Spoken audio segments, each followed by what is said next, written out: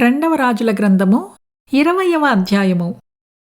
ఆ దినములలో హిజ్కియాకు మరణకరమైన రోగము కలుగగా ఆమోజు కుమారుడును ప్రవక్తయునైన యెషయా అతని యొద్దకు వచ్చి, నీవు మరణమవుచున్నావు, బ్రతుకవు కనుక నీవు నీ ఇల్లు చక్కబెట్టుకొనుమని యెహోవా సెలవిచ్చుచున్నాడని చెప్పగా, అతడు తన ముఖము గోడతట్టు తిప్పుకొని, యెహోవా, యథార్థవంతుడనై సత్యముతో నీ సన్నిధిని నేనెట్లు నడుచుకొంటినో, నీ దృష్టికి అనుకూలముగా సమస్తమును నేనెట్లు జరిగించితినో కృపతో జ్ఞాపకము చేసుకొనుమని హిజ్కియా కన్నీళ్లు విడుచుచు యెహోవాను ప్రార్థించెను.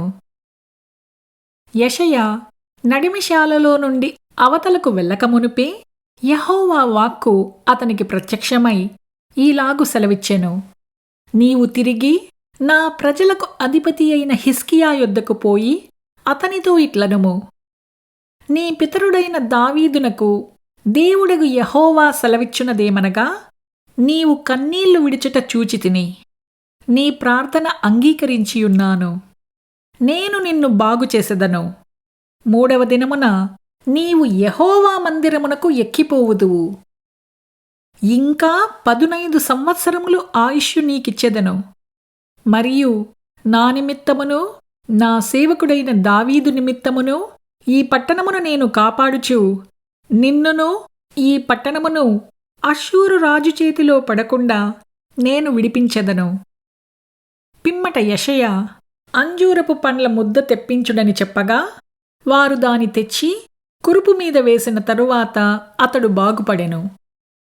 యెహోవా నన్ను స్వస్థపరచుననుటకును, నేను 3వ దినమున ఆయన మందిరమునకు ఎక్కిపోవుదుననుటకును సూచన ఏదని హిజ్కియా యెషయాను అడుగగా, యెషయా ఇట్లనెను, తాను సెలవిచ్చిన మాట యెహోవా నెరవేర్చుననుటకు ఆయన దయచేసిన సూచన ఏదనగా, నీడ 10 మెట్లు ముందుకు నడిచెను కదా, అది 10 మెట్లు వెనుకకు నడిచిన ఎడల అవునా?